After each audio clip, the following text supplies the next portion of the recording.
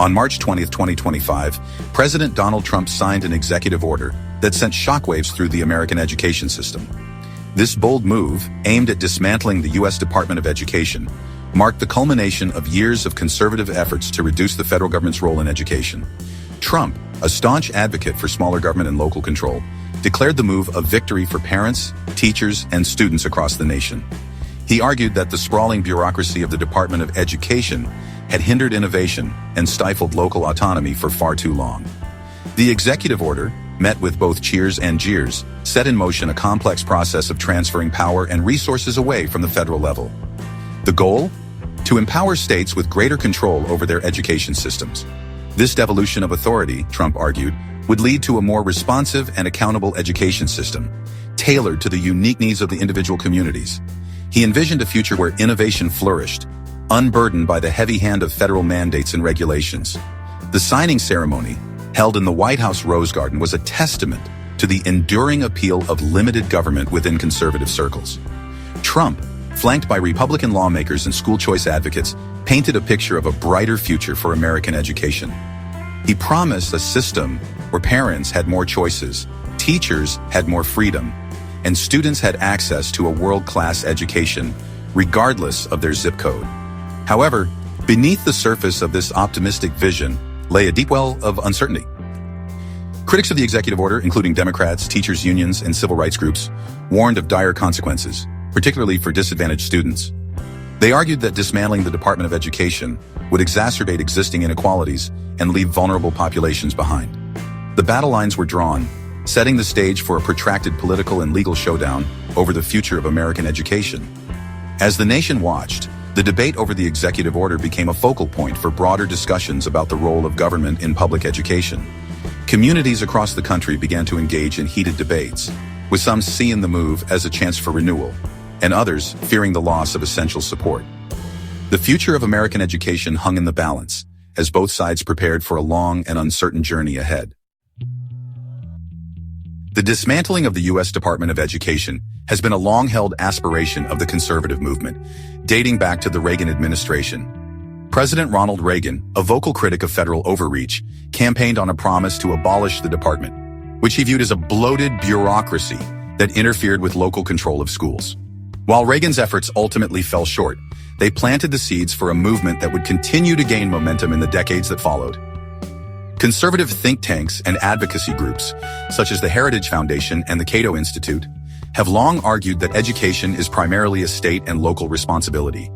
They contend that the federal government's involvement in education has led to a one-size-fits-all approach that fails to account for the diverse needs of students across the country. These groups advocate for a decentralized system in which states and local school districts have greater autonomy to determine their own curricula, standards, and funding formulas. Trump, throughout his political career, has echoed these sentiments, positioning himself as a champion of school choice and local control in education. During his 2016 presidential campaign, he pledged to dismantle the Department of Education, tapping into a deep well of conservative frustration with the federal government's role in education.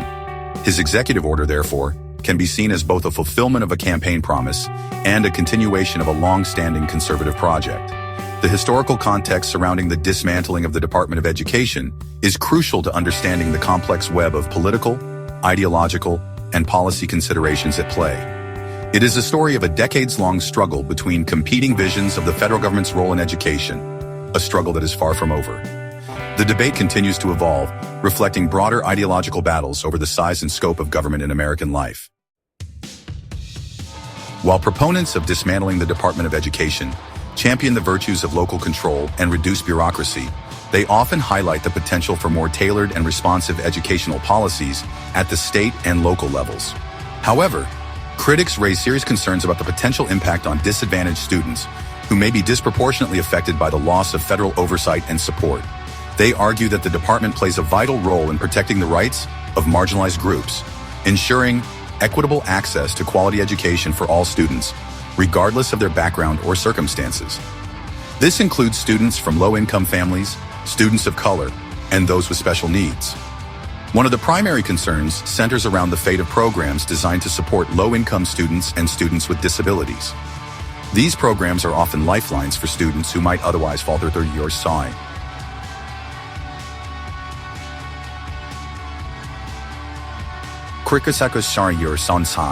of the education system. The Department of Education oversees billions of dollars in federal funding for these programs, including Title I grants for schools in low-income communities and the Individuals with Disabilities Education Act, or IDEA, which guarantees a free and appropriate public education for students with disabilities. Without this funding, many schools would struggle to provide the necessary resources and support. Critics fear that without federal oversight and enforcement, these programs could be vulnerable to cuts or inconsistent implementation across states. This inconsistency could lead to significant disparities in educational quality and access. Moreover, the Department of Education houses the Office for Civil Rights, or OCR, which investigates complaints of discrimination in education based on race, sex, religion, national origin, and disability. The OCR's work is crucial in maintaining a fair and just educational environment. The OCR has played a critical role in enforcing federal civil rights laws in schools, ensuring that all students have equal opportunities to learn and succeed. Its efforts have been instrumental in addressing systemic issues and promoting inclusivity. Dismantling the department, critics argue, could weaken the OCR's ability to protect students from discrimination and harassment. This could lead to an increase in incidents of bullying and unequal treatment in schools. The potential impact on vulnerable populations is perhaps the most contentious aspect of the debate over dismantling the Department of Education. The fear is that without federal safeguards, the most at-risk students will suffer the most. While proponents argue that states are better equipped to address the needs of their students, critics worry that the most vulnerable students will be left behind without the protections and support provided by the federal government. The debate continues, with the future of these essential programs hanging in the balance. The executive order to dismantle the U.S. Department of Education was met with swift and fierce opposition from a diverse coalition of stakeholders, igniting a firestorm of legal and political battles. Democrats, teachers' unions, civil rights organizations, and disability rights advocates condemned the move, vowing to fight it through every available avenue. Legal challenges quickly emerged, with several states and advocacy groups filing lawsuits, arguing that the executive order exceeded the president's authority and violated the Constitution. They contended that dismantling a cabinet-level department requires congressional approval, not simply an executive order. These lawsuits, winding their way through the courts, threatened to stall or even derail the administration's plans. On the political front, the battle lines were drawn along partisan lines, with Democrats largely united in their opposition and Republicans generally supportive of the move, albeit with some dissenting voices. The debate raged on Capitol Hill, with heated hearings and impassioned speeches reflecting the deep divisions over the role of the federal government in education. The dismantling of the Department of Education became a rallying cry for Democrats and progressive activists who accused the Trump administration of waging an assault on public education and abandoning the most vulnerable students.